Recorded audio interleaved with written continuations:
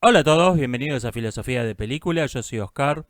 He visto que está todo el mundo hablando del metaverso de Facebook y me pareció que era una buena excusa para compartir algunas reflexiones sobre la inteligencia artificial, los mundos simulados y temas parecidos.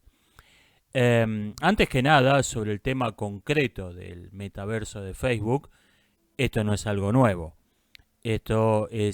Se viene discutiendo desde hace años, incluso desde mucho antes de que existiera la tecnología, se viene discutiendo en la filosofía y en la ciencia ficción, en algunos casos hace siglos. Algunas ideas que hoy están cobrando importancia práctica se vienen discutiendo en la filosofía desde hace siglos, o fueron anticipadas por la ciencia ficción. Yo creo que, o incluso ya están en la práctica. Tenemos la moda del Pokémon Go un par de años atrás. Eh, Tenemos los fallidos anteojos de realidad aumentada de Google, que fueron un completo fracaso comercial. Y tenemos juegos como Second Life, o sea, lo que sí hizo Facebook brillante fue una maniobra de marketing. Convirtió a una red social que está claramente en decadencia, cuyos 15 minutos ya pasaron, lo convirtió en nosotros somos el futuro, nosotros somos la avanzada, nosotros somos lo que viene y no somos lo que viene en el futuro y no lo que estaba de moda hace 15 años. Eso fue brillante. Como estrategia de marketing fue brillante, como innovación tecnológica atrasa. Em, Repito, estas cuestiones ya fueron discutidas por la ciencia ficción en muchos casos, o por la filosofía, o ambas, o por autores de ciencia ficción particularmente filosóficos como Philip Dick. Y la ciencia ficción, sobre todo en su faceta futurista, cuando transcurre en mundos futuros, tiene un doble criterio. Hay una doble vara con la que debe ser juzgada. Por un lado, ¿qué tal está? Como novela, como película, como cuento. Y por otro lado, cómo le fue en sus predicciones. Así es que, por un lado, tenemos ficciones como La máquina del tiempo, que son literatura fantástica, porque décadas después se comprobó que era imposible La máquina del tiempo que describe Wells. Y por otro lado, ficciones que en su momento pasaron sin pena ni gloria, como París en el siglo XX de Julio Verne, en el año 4338, o la película de 1936, Lo que vendrá, es, que es una película que cuenta la historia de un pueblo de Inglaterra, Everytown, cualquier pueblo significa el nombre, a lo largo de 100 años, de entre 1936 y 2036. Y no es una gran cosa esa película, no es muy buena, pero como película. El asunto es que estamos a 15 años del 2036, podemos comparar hoy lo que vendrá con lo que vino y wow, wow, que estuvo cerca de la realidad de esa película. Entonces estas películas estas ficciones han sido reivindicadas por su notable aciertos en sus predicciones. Y por otro lado, son interesantes las ver lo que no predijeron, ver lo que nadie anticipó. Las computadoras, por ejemplo. Las computadoras aparecen como el cerebro del robot en la ciencia ficción de los 50. Em, el robot es un hombre de metal y la computadora es el cerebro. No vieron lo que era el poder de la computadora, tampoco vieron la importancia de los plásticos, a pesar de que el caucho se sintetizó en 1878 y Bayer lanzó al mercado la novocaína en 1905, y sin embargo nadie predijo, ningún escritor de ciencia ficción se dio cuenta a dónde iba a llevar eso, a dónde iba a llevar la química, los productos químicos sintéticos, a dónde en la importancia que iban a tener. Hoy el gran tema es la inteligencia artificial. Creo que he tratado de modo muy superficial y creo que dos grandes omisiones que hay en la ciencia ficción de hoy. mm, Creo que la regla general es que carece por completo de imaginación. Incluso el tema de la inteligencia artificial lo tocan de modo extraordinariamente superficial.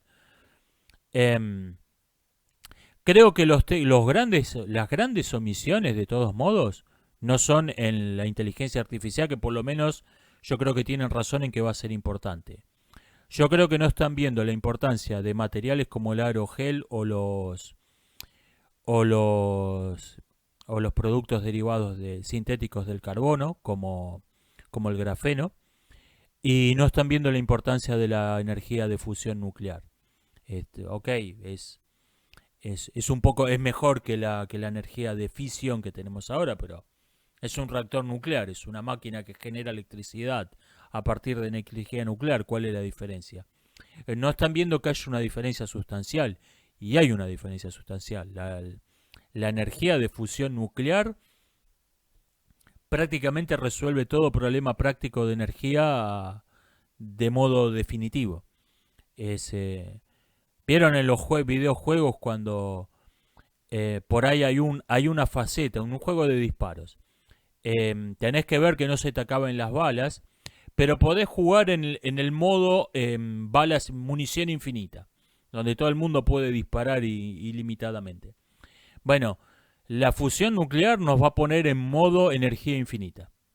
La energía no va a ser más un asunto, lo cual creo que va a tener un impacto eh, comparable al de la inteligencia artificial. Esto en nuestras vidas va a ser una cuestión va a ser una cuestión cualitativa, no una cuestión de cantidad. Bueno, esto es mejor que la energía de fisión que tenemos actualmente. Va a ser una cuestión cualitativa, es otro tipo de civilización vamos a tener con la fusión nuclear. Y es un tema que, repito, no, los divulgadores científicos cubren cada tanto una noticia. No he visto ficciones de ciencia ficción que toquen el tema. Y el público general ve, mirá, hicieron un experimento donde lograron un poco más energía que en el experimento anterior. Qué bien. No están viendo el potencial de eso. Pero bueno, el tema, repito, el tema de este video no es ese, el tema de este video es la inteligencia artificial y su fase y los mundos virtuales como el metaverso. Em, Creo que hay un problema en la ciencia ficción que ha creado, hay un sesgo en la ciencia ficción que creó un sesgo en la mentalidad de la gente sobre este tema. Cuando esto no era tecnológicamente posible, cuando no era un asunto, el tema de los replicantes, vamos a usar este término que es de una novela en particular, pero vamos a vamos a usarlo en sentido amplio, como imitación artificial de un ser humano. Se usó el tema de los replicantes como una alegoría política. Hablar de los replicantes era un modo de hablar de la esclavitud, era un modo de hablar de las políticas de segregación racial, era un modo de hablar de ideologías identitarias. No importaba el hecho en sí, el hecho en sí era tomado como una metáfora para hablar de lo que realmente importaba. Eh, un poco como lo que lo hicieron los hombres X con los superhéroes. No, nadie se le ocurría que podía haber mutantes de verdad en el mundo real, entonces vamos a usar los mutantes, los superhéroes, para hablar de cuestiones políticas. Esto es lo que hicieron ficciones como Blade Runner con los replicantes. El problema es que estamos llegando a la etapa de los replicantes de verdad, los replicantes del mundo real, y todas estas ficciones han creado un discurso que va a tender, que va a ser explotado, obviamente. Han creado una mentalidad de esto es un ser humano pero distinto y, y no podemos tener políticas de segregación racial. Es, ha creado un discurso de equiparar estas cuestiones con, con las políticas como con instituciones como la esclavitud, políticas de segregación racial y similares. Y no, y es un asunto completamente distinto. Esto creo que lo trató de modo magistral, el tema del verdadero problema de la inteligencia artificial, la película Ex Machina, donde vemos al final que aunque Eva podría haber tenido el aspecto de una mujer, en este experimento decidieron que el sujeto del experimento viera con sus propios ojos, tuviera la vista que no lo era, y sin embargo la trató como si fuese un ser humano. Con spoilers, ya sabemos cómo le fue con eso. Yo creo que este es el verdadero asunto. La gente está condicionada mentalmente por toda una tradición de la ciencia ficción a ver a los replicantes como si fuesen seres humanos y a oponerse a que los replicantes sean discriminados, sean esclavizados, etcétera. Y esta tendencia se va a reforzar cuanto más se parezcan a, a seres humanos, va a ser, esta tendencia va a ser cada vez más fuerte. Y va a ser un completo error, va a ser olvidar que estás viendo una máquina. Probablemente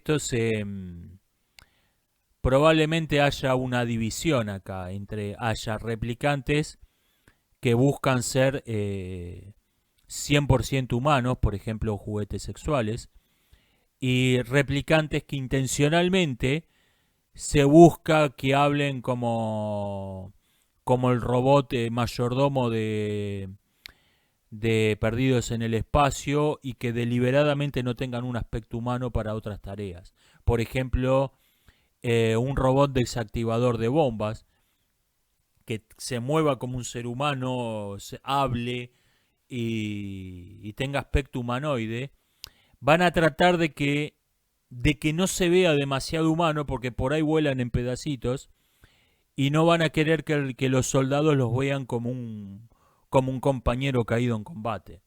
Lo vean como una máquina que voló en pedazos, o que ahí tenemos otra. Eh, por ejemplo, yo creo que va a haber esta distinción, va a haber replicantes deliberadamente parecidos a humanos y replicantes deliberadamente no humanos. Intencionalmente, aunque podrían hacerlo más parecidos, intencionalmente no van a parecer humanos. La gran cuestión es, la gran cuestión que plantean estos asuntos es ¿qué es un ser humano? Y yo creo que hay un criterio determinante acá y es ¿tiene eso una conciencia? Si la respuesta es sí, eso ha dejado de ser una cosa y ha pasado a ser una persona. Si la respuesta es no, eso no no me importa que una máquina componga sinfonías como Beethoven, eso no es una persona, eso es solo una máquina. Y esto es algo que notoriamente no se le está prestando atención. Y es un asunto central. Por ejemplo, vean la película Her, ella, donde está este hombre que se enamora de un programa como Alexa, y llamado Samantha. Y el asunto de si Samantha tiene una conciencia o no, nunca se discute en la película. Es como, o sea, no te dicen ni sí ni no. Es como que no fuese un asunto. Y wow, que es un asunto. Es un asunto, es el asunto central. En la novela de Philip Dick, los replicantes no tienen conciencia. Esto se deja explícitamente claro. En Blade Runner sueñan y tienen toda una gama de emociones y te dan a entender que sí, que tienen conciencia. Y este es el gran asunto. En la novela está claro que no tienen conciencia y por lo tanto no importa qué tan buena imitación sean, son cosas. Este es el punto central de Sueñan los androides con ovejas electrónicas. La novela termina en que terminan reconociendo que ya no pueden distinguir a los humanos de los replicantes. Ya no hay modo. Los test, el test de Boy Camp, que en la película es Tecnosanata, en la novela es un asunto central. La diferencia entre el test de Boy y el test de Boy Camp es un tema central. Son dos variantes. El test Boy Camp es una versión mejorada del test Boy. Y el test al final de la novela, el test de Boy Camp demuestra ser pseudocientífico, no es mejor que la prueba Boyd y por lo tanto no hay modo. Ya no hay modo de distinguir un replicante de un ser humano. No hay modo. No sabes si lo que tenés delante es un replicante o una persona. Y esta es una situación a la que nos vamos a tener que ir acostumbrando de a poco. Va a haber, yo creo, dos clases de replicantes. Vamos a llamarlo dos clases de imitaciones de seres humanos. Vamos a llamarlas replicantes y subrogados. Me refiero a la película de ciencia ficción Subrogados y a Blade Runner respectivamente. El replicante es una imitación de ser humano conducida por una inteligencia artificial de modo autónomo. El subrogado, en cambio, es una marioneta, es una imitación de un ser humano conducida por otro ser humano a control remoto, como un avatar suyo. Y nos vamos a tener que acostumbrar a convivir mucho antes de que no podamos distinguir, discúlpenme esta desprolijidad, mucho antes de que no podamos distinguir a un replicante de un ser humano, no vamos a poder distinguir un replicante de un subrogado. Esto va a ser ya, en 5 o 10 años. En 10 años no vamos a poder distinguir un replicante de un subrogado. Que el replicante llegue a ser tan bueno que no lo podamos distinguir de un ser humano, por ahí toma su tiempo. Pero en 10 años no vamos a distinguir un replicante de un subrogado. Y esto es una cuestión importante. Imaginen esta situación. Venimos caminando por una calle en medio de la nada, una calle desierta, a las 3 de la mañana, y nos encontramos con una niña de 6 años por la calle. Mi reacción hoy en día sería ¿qué estás haciendo? ¿Con quién estás? ¿Estás con alguien? Asumiría que es un ser humano. En el futuro, imagínense en esa misma situación, no saben si esa aparente niña de 6 años que anda caminando por la calle a las 3 de la mañana es una niña, es una máquina, o es en realidad un gordo de 40 años que está sentado en su casa. Esto va a ser una situación cotidiana. Y esto, repito, es algo... va a cambiar nuestra forma de ver el mundo. Va a cambiar nuestro trato con las personas reales. Yo creo que un grave problema que tienen aplicaciones como Alexa es que han reintroducido en nuestra cultura el modo de hablar con los esclavos. Hubo durante lamentablemente mucho tiempo, hubo dos clases de personas. Hubo las personas que importaban y hubo las personas que no importaban. Personas que eran fines en sí mismos, usando la terminología ética kantiana, y hubo personas que no eran un fin en sí mismo, que eran cosas que estaban ahí para ser usadas. Y había dos modos de hablar. Había un modo de hablar cuando una persona hablaba con un hombre que era un fin en sí mismo, y tenía otro modo de hablar para hablar con una cosa que estaba ahí para ser usada. Esa lamentable distinción desapareció de nuestra cultura, pero máquinas como Alexa la han reintroducido. Instrumentos como Alexa lo reintrodujeron.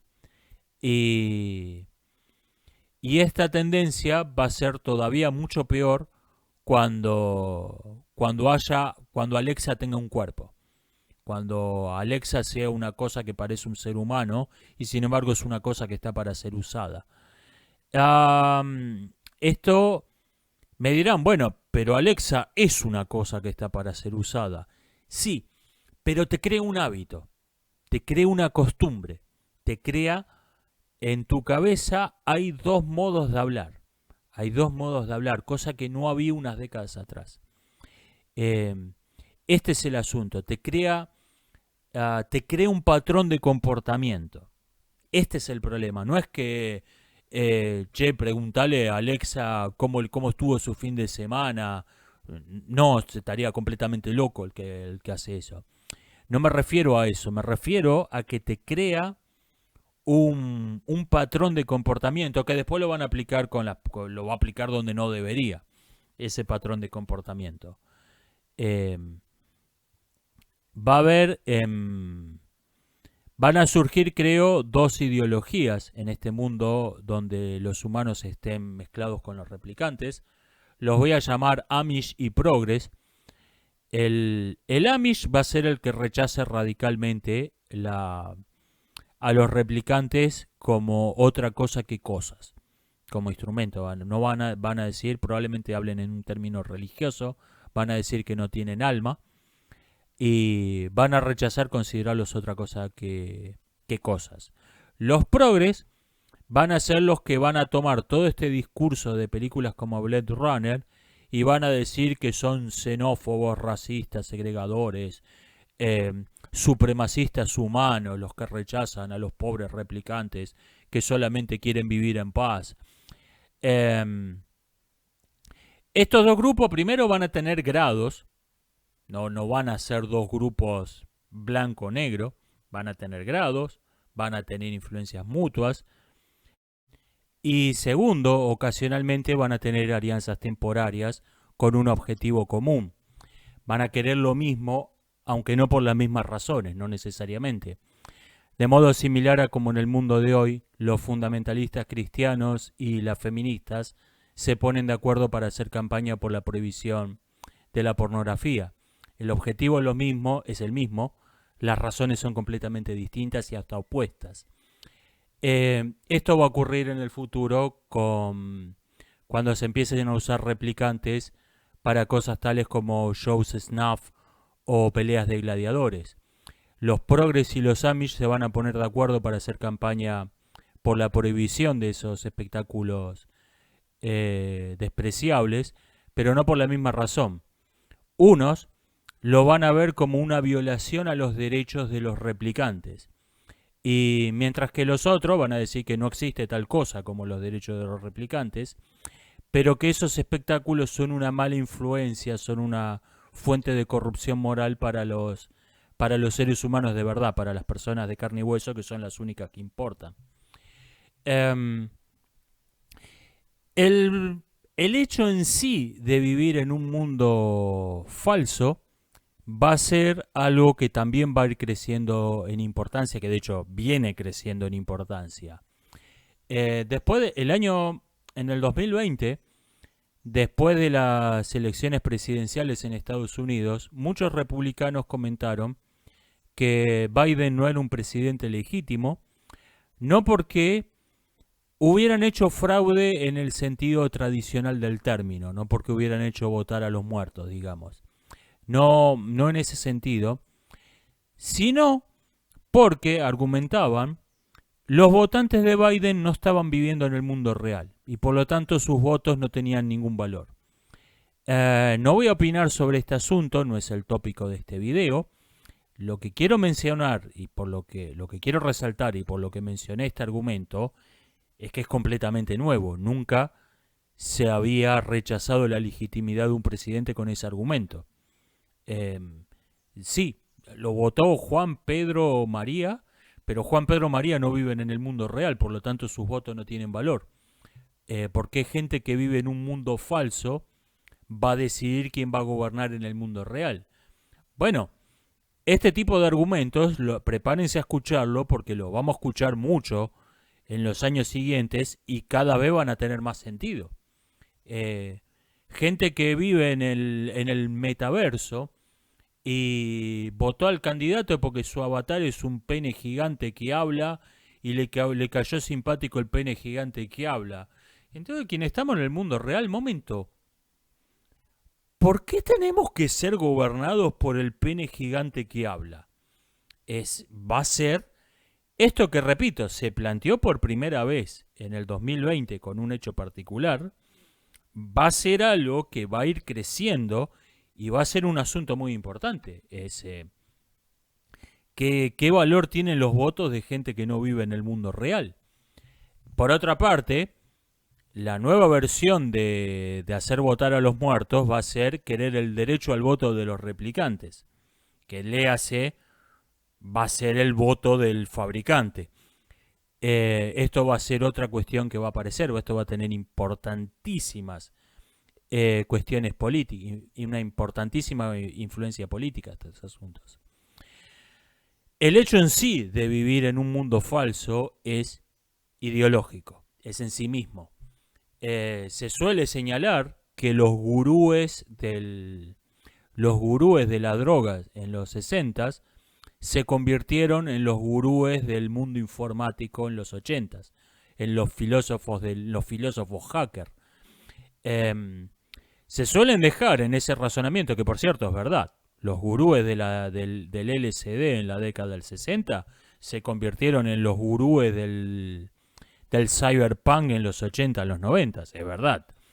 Es verdad no solo en general, es verdad en casos concretos. Luisito, Pedrito. Se suelen no contar en esa transformación dos otras cuestiones: el utopismo político y la defensa de las perversiones sexuales, que tienen todas en común. Las utopías políticas, las perversiones sexuales, el mundo virtual y los alucinógenos tienen todas en común el principio: vamos a reemplazar el mundo real por una fantasía. Vamos a irnos a vivir al país de las maravillas. Vamos a abandonar el mundo real. Todas tienen en común lo mismo. Y todas siguen unos procesos parecidos de aceptación. Primero, se las acepta como una cuestión médica, como una cuestión terapéutica. La anestesia, por ejemplo, en el siglo XIX.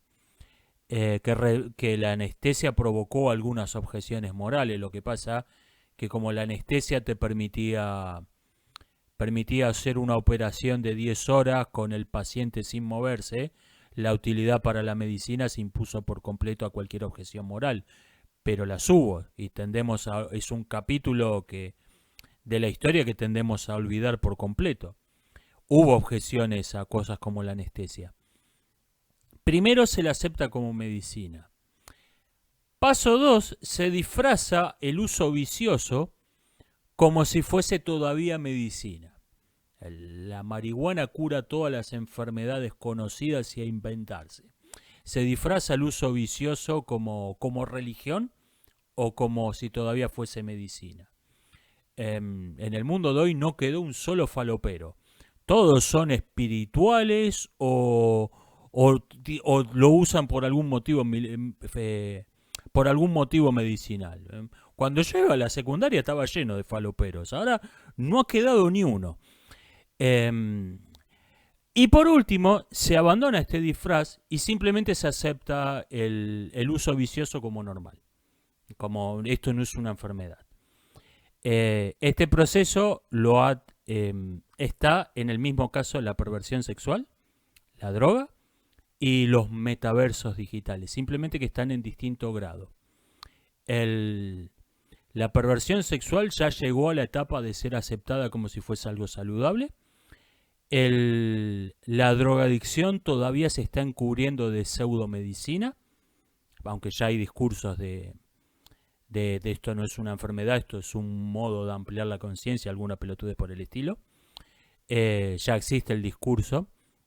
En 10, 20 años probablemente ese discurso se esté adoctrinando en las escuelas.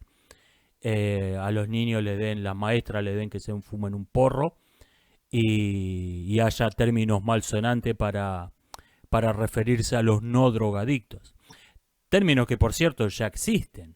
Lo que pasa es que todavía no se usan en los salones de clases. Eso puede ser que cambie en 10, 20 años. Que la maestra le diga: Jaimito, no sea careta, lo rete por ser vainilla, por ser careta. Términos que todavía pertenecen a los bajos fondos en 20 años se van a decir en las escuelas. Y, y el tema del metaverso digital todavía está en que es un escape de la realidad. Está mal, pero es divertido y no es importante. Este discurso eh, también lo oímos con el tema de la perversión sexual. Primero fue, está mal, pero es divertido. Después se disfrazó de pseudo moral el a practicar el sadomasoquismo de modo sano, seguro y consensuado. Se disfrazó de una pseudo moral, se disfrazó de moralista y finalmente se aceptó. Con las drogas estamos en la fase de la pseudo moral. El jugar después de cierto punto no es saludable, como si jugar en sí fuese saludable. El, el consumo responsable, el si bebe no conduzca, la drogadicción hay una pseudo moral de la drogadicción, similar a la pseudo moral de la perversión que había unos 25 años atrás. Eso, repito, eventualmente eso se va a abandonar. Va a haber un discurso moralista contra el que no se droga. Y repito, y el metaverso digital todavía está en la primera fase. Está mal, es inútil, es un escape de la realidad, pero es divertido y no hace daño a nadie. Es el discurso que ya lo pasaron, ya lo dejaron atrás, la drogadicción y la perversión sexual. En esa primera fase está el metaverso digital, el mundo virtual. No sirve para nada, es completamente inútil, es un escape de la realidad, pero ¿quién no quiere escaparse de la realidad y no le hace mal a nadie esto? Repito, es todo el mismo discurso en distintas fases de desarrollo. Por lo tanto, podemos suponer que el metaverso, el mundo falso virtual, va a seguir el mismo proceso. Está mal, pero no hace daño a nadie. Va a pasar a un discurso pseudo moralista de momento, conéctese al mundo falso de modo responsable. Y finalmente es qué mala persona que pretende vivir en el mundo real. Va a haber términos peyorativos para las personas que no viven en el mundo falso, y van a ser vistos como qué persona de porquería, míralo, no se conecta al mundo falso. Va a seguir el mismo proceso, simplemente viene demorado. El problema principal con los replicantes es que en la ciencia ficción nos han mostrado el peligro de la guerra contra las máquinas. Skynet tomó conciencia de sí misma, lanzó un ataque nuclear contra la humanidad. La rebelión del Coloso, todas esas ficciones. Y en realidad el principal problema, la principal amenaza para la supervivencia de la humanidad que plantean las máquinas, que plantean los mundos virtuales, no es la guerra contra la máquina, sino el ser excesivamente amistoso con las máquinas. Es la excesiva familiaridad con las máquinas la que puede provocar la extinción de la humanidad. No la extinción en un bombardeo nuclear, en un bombardeo químico, por una IA que se volvió psicópata y decidió exterminar a la humanidad, sino una extinción disimulada, una extinción gradual, de modo similar a como los humanos extinguimos la mosca del ganado, criando moscas estériles. ¿Para qué? Para soltarlas en la naturaleza y que las moscas fértiles se parearan con las moscas estériles y no dejaran descendencia. De modo similar, el uso masivo de los replicantes como juguetes sexuales, como perrijos y similares, podría provocar una extinción sutil, una extinción disimulada de la, de la humanidad.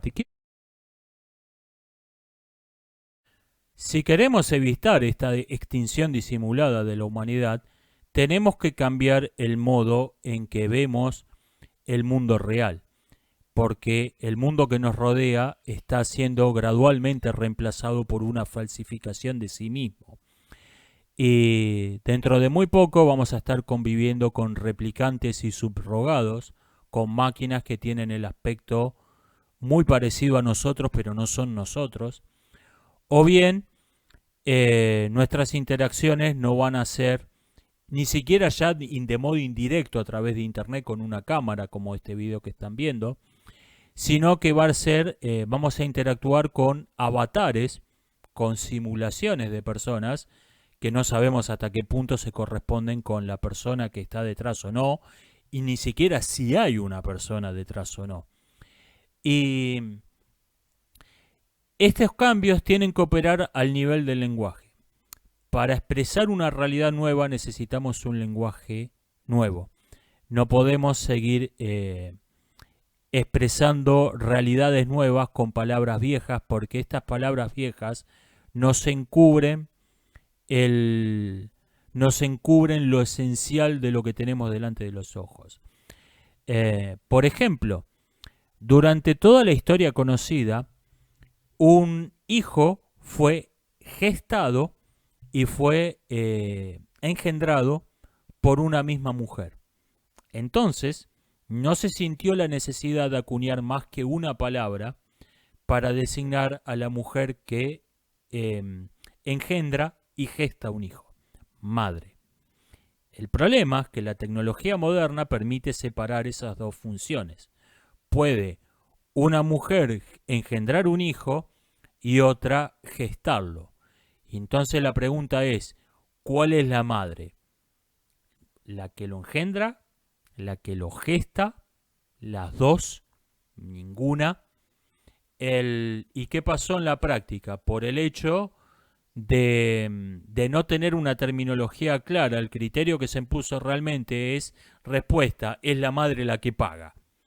Se impuso ese criterio por usar una terminología notoriamente pobre que necesitaba marcar un matiz importante, donde antes había una palabra para designar una cosa, ahora necesitamos dos palabras para designar dos cosas. Y los sofistas, en el sentido platónico del término, los charlatanes absurdos, los lobistas, se valieron de esa pobreza del lenguaje para imponer leyes aberrantes. Bueno, de modo similar, durante la mayor parte de la historia hubo una sola palabra para designar a un ser que tenía conciencia y razón, hombre, y no se sintió la necesidad de acuñar una palabra que matizara, que distinguiera al ente de razón del ente de conciencia. ¿Por qué? Porque no hacía falta, era todo una misma persona. El asunto es que eso va a cambiar, eso ya casi está cambiando, en algunos aspectos ya ha cambiado. Por ejemplo, si uno es un aficionado al ajedrez, módulos como Stockfish juega mucho mejor que el campeón mundial. Hay entes de razón por un lado y hay entes de conciencia por otro. Y si no entendemos claramente esta distinción, si por ejemplo escribimos el guión de una película de cine sobre un hombre que se enamora de una inteligencia artificial, donde este asunto ni se mencione,